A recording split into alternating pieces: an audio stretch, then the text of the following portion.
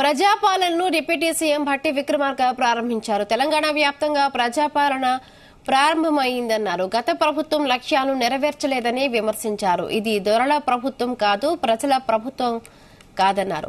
6 గ్యారంటీలను అమలు చేసి చూపిస్తామని తెలిపారు. పార్టీలతో సంబంధం లేకుండా అర్హులైన వారందరికీ పథకాలు అందేలా చూస్తామన్నారు భట్టి విక్రమార్క.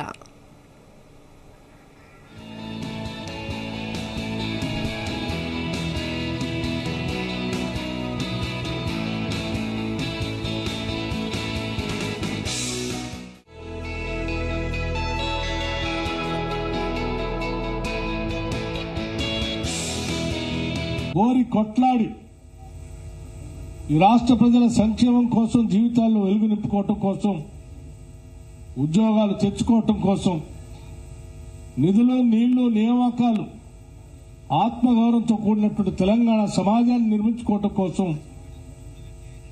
ఏర్పాటు చేసుకున్నటువంటి తెలంగాణ రాష్ట్ర సమాజం గత 10 ఏళ్లుగా వాటిని పొందలేక, చెందలేక అనేక రకాలైనటువంటి ఇబ్బందులతో మగ్గిపోతా ఉంటే ఆ లక్ష్యాలను నెరవేర్చాలనేటువంటి ఆలోచనతో రాష్ట్రంలో ఉన్నటువంటి కాంగ్రెస్ పార్టీ గత 10 ఏళ్లు పెద్ద ఎత్తున పోరాటం చేసి ప్రజలను చైతన్యవంతం చేసి ప్రజాపాలన తీసుకొని వస్తాం.